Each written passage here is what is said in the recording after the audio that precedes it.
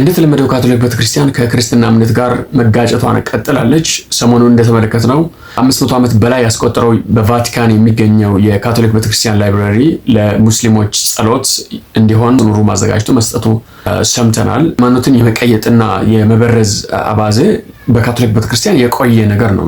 በተለይ ደግሞ በዚህ በዘመናዊው ታሪክ ላይ የተጀመረው በዳግማዊ ፖፕ ጆን ፖል ዘመን ሲሆን 1986 ላይ በኢጣሊያ ከተማ አሲሲ በዓለም ላይ የሚገኙ ሃይማኖቶችን በሙሉ በእሳት የሚያመልክ፣ በውሃ የሚያመልክ፣ በጨረቃ በፀሐይ የሚያመልክ፣ በጭስ የሚያመልክ ሁሉን ሃይማኖት ወደ ጴጥሮስ አደባባይ ቫቲካን ላይ ጠርተው በመካከላችን የአምላክ ልዩነት የለንም፣ ሁላችንም አንድ አምላክ ነው የምናመልከው፣ በእሳት የምናመልከውም፣ በወንዝ የምናመልከውም፣ በሳርም የምናመልከው ሁላችንም የአንድ እግዚአብሔር ልጆች ነን፣ አምላካችን አንድ ነው።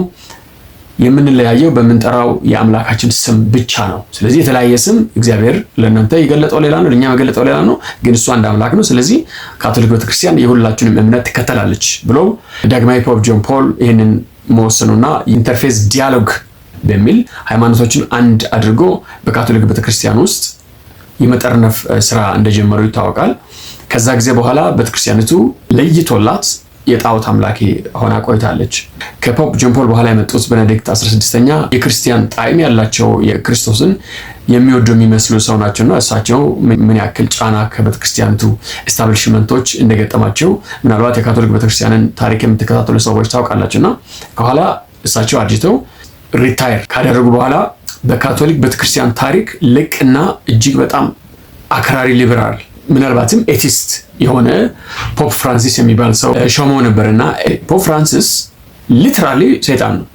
በ2024 ላይ ይህንን የምትመለከቱት ሲንጋፖር ሄደው ህዝቡን በሙሉ ሰብስበው ሁሉም እምነት ወደ እግዚአብሔር የሚወስድ መንገድ ነው ላንብብላችሁ ያክል ሰውዬ ኤቲስት እንደሆነ ለማሳየት ማለት ነው። እንደዚህ ይላል they are like different language in order to arrive at God ሂንዱይዝምም ቡዲዝምም ሲኪዝምም ፓንቴይዝሙ ምናምን ሁሉ ወደ እግዚአብሔር የሚደርስበት የተለያየ ቋንቋ እንጂ የሃይማኖት ልዩነት አይደለም ነው እያለ ያለው። ይሄ since God is God for all we are all children of God ሁላችንም የእግዚአብሔር ልጆች ነን።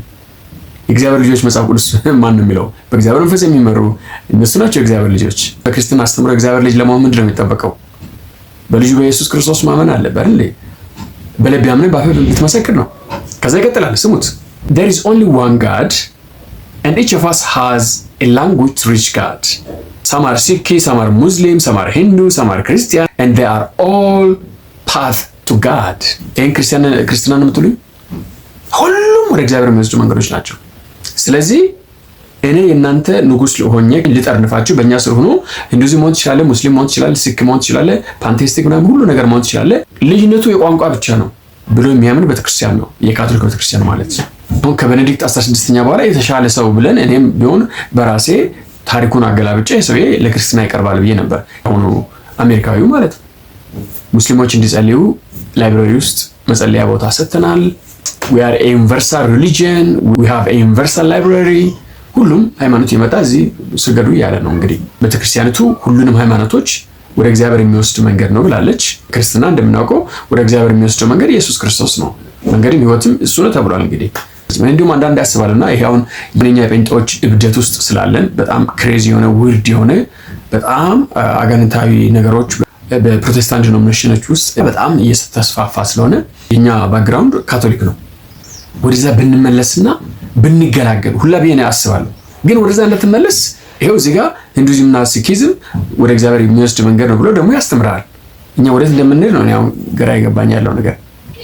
ከዛ ዲፌንደር ኦፍ ዘ ፌዝ ብሎ የተሾመው የዩናይትድ ኪንግደሙ ንጉስ ቻርልስ ባለፈው በረመዳን ጊዜ 750 ዓመት የቆየ የዊንድዘር ካስል የሚባለውን ቤተክርስቲያናቸውን እስላሞች እንዲጸልዩበት፣ ረመዳን እንዲጾሙበት፣ ረመዳን እንዲያፈጥሩበት፣ ቤተክርስቲያኒቱን እንደፈለጉ እንዲወስድበት ከዛ በኋላ ላይብራሪ ተከፍቶላቸው ሲጀምር የዩናይትድ ኪንግደሙ ንጉስ ሙስሊም ነው ተብሎ ነው የሚነገረው። በውስጥ እንደዛ ነው እየተወራ ያለው ነገር።